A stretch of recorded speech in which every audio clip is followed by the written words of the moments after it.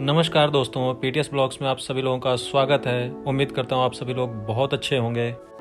दोस्तों, अगर आप 2023 में केदारनाथ यात्रा की प्लानिंग कर रहे हैं तो ये वीडियो आपके लिए ही है दोस्तों, जिसके अंदर हम आपको बताएंगे बाबा केदारनाथ का कपाट कब खुलेगा, उसका डेट क्या है दोस्तों, हमारे रहने की व्यवस्था, हमारे जाने का ट्रांसपोर्टेशन, आप कहाँ से ट्रेन लेंगे, कहाँ से बस लेंगे, और दोस्तों कम से कम खर्च में 2023 में हम बाबा के दर्शन कैसे कर पाएंगे, इसकी पूरी जानकारी दोस्तों हम आपको वीडियो में देंगे। और वीडियो के लास्ट में दोस्तों हम आपको टोटल खर्च बताएंगे कि अगर आप अकेले बाबा केदारनाथ की यात्रा करते हैं तो आप कम से कम खर्च में कैसे वहाँ तक पहुँच सकते हैं और कैसे दर्शन करेंगे। दोस्तों आप वीडियो में अंत तक बने रहिए, और अगर दोस्तों आप चैनल पर नए हैं तो चैनल को प्लीज़ सब्सक्राइब कर लीजिए, बेल आइकन पर क्लिक कर दीजिए, और दोस्तों अगर वीडियो पसंद आए तो लाइक ज़रूर करिएगा।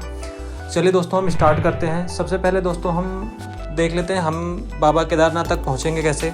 दोस्तों आप किसी भी सिटी से, किसी भी डेस्टिनेशन से आ रहे हैं, देश के किसी भी कोने से आप आ रहे हैं, तो सबसे पहले आपको उत्तराखंड पहुंचना पड़ेगा। उत्तराखंड में दोस्तों हमारे पास देहरादून रेलवे स्टेशन है। देहरादून, ऋषिकेश, हमारा सबसे नियरेस्ट स्टेशन बाबा केदारनाथ के लिए ऋषिकेश है। अगर आपके पास ऋषिकेश के लिए कनेक्टिविटी नहीं है तो आप देहरादून आ सकते हैं, या फिर आप दिल्ली से भी देहरादून ऋषिकेश के लिए आ सकते हैं। दोस्तों देहरादून या ऋषिकेश पहुंचने के बाद हमारे पास वहां से बस की कनेक्टिविटी है। अगर आप चाहें तो बाई बस वहां से हर एक घंटे पे बस वहां से निकलती है, 1 घंटे 2 घंटे पे बसेस अवेलेबल हैं वहां पे। तो आप देहरादून या ऋषिकेश जहां भी आप पहुंचते हैं वहां से आप बस ले लीजिए।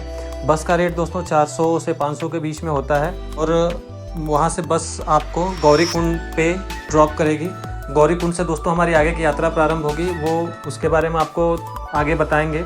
उससे पहले दोस्तों हम 1-2 चीज़ें और जान लेते हैं। सबसे पहले दोस्तों वहाँ पे केदारनाथ पहुँचने से पहले वहाँ के दर्शन के लिए रजिस्ट्रेशन कराना पड़ता है, जो कि आप गढ़वाल सरकार के वेबसाइट पे जा कर के वहाँ से रजिस्ट्रेशन करवा लेंगे। अगर आपको चाहिए होगा तो मैं डिस्क्रिप्शन में उसका लिंक दे दूँगा, आप वहाँ से क्लिक करके भी रजिस्ट्रेशन करवा सकते हैं।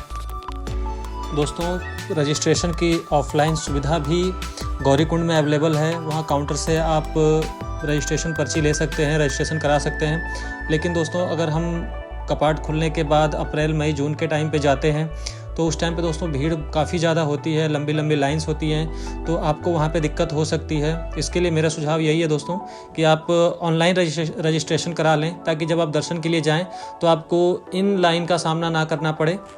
तो चलिए दोस्तों हम आगे की यात्रा प्रारंभ करते हैं।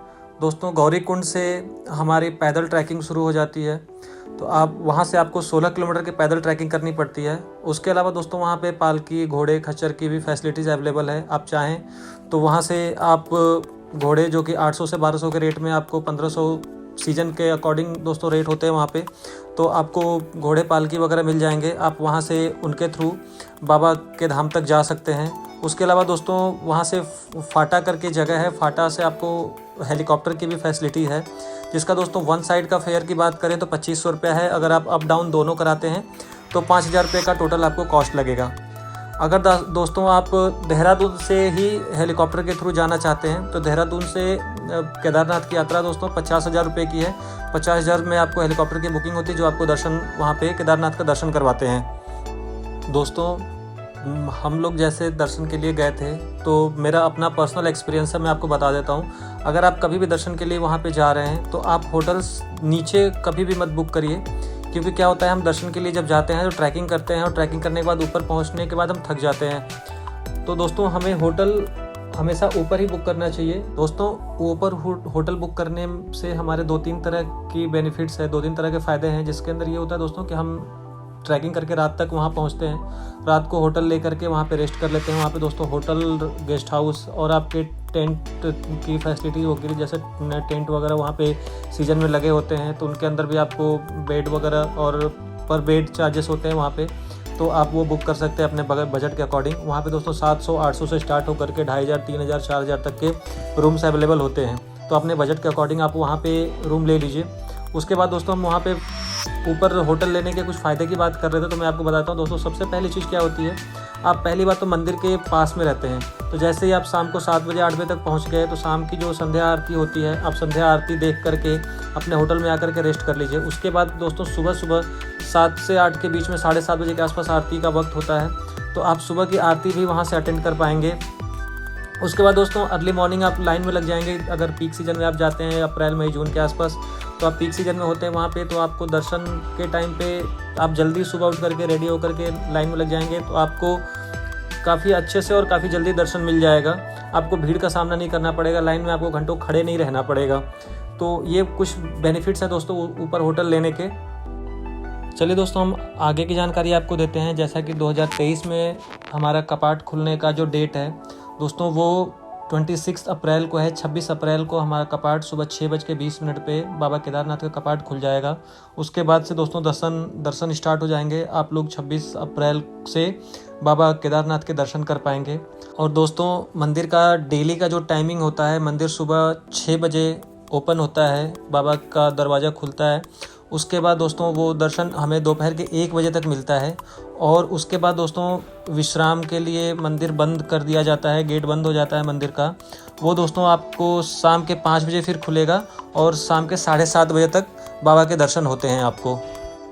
चलिए दोस्तों हम आपको बाबा केदारनाथ की कुछ विशेष पूजा आरती के बारे में बता देते हैं, जो कि डेली बाबा के मंदिर में, बाबा के गर्भगृह में होती है। दोस्तों सबसे पहली आरती जो होती है सुबह 7:30 से 8:30 के बीच में विशेष आरती होती है, जिसका नाम पंचमुखी प्रतिमा श्रृंगार के नाम पे होता है।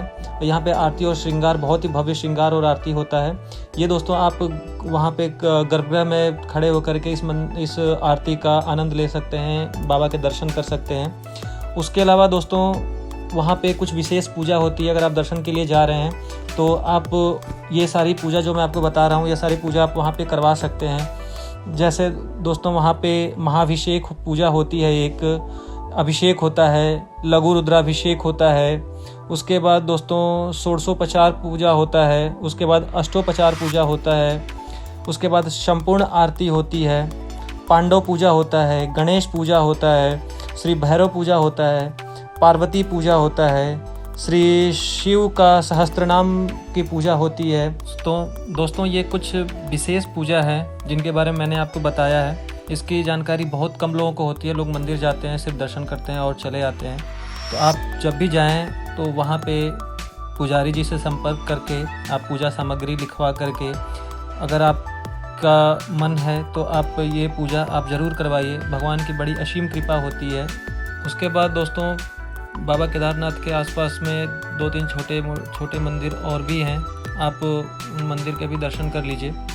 और दर्शन करने के बाद दोस्तों हम आपको आगे की जानकारी दे देते हैं। आपको वहाँ पे जाने में, रहने का और खाने पीने का टोटल कितना खर्च आएगा, इसके बारे में आपको विस्तृत रूप से जानकारी दे देता हूँ। दोस्तों अगर आप ऋषिकेश से बाई बस आते हैं तो दोस्तों बस का किराया 400 से 500 के बीच में होता है। हम दोस्तों 500 रुपया किराया के रेट से हमारा अप डाउन का 1000 रुपीज़ होता है। उसके बाद दोस्तों आप केदारनाथ में ऊपर गेस्ट हाउस लेते हैं तो दोस्तों आपको 700-800 में गेस्ट हाउस, अच्छे गेस्ट हाउस मिल जाएंगे।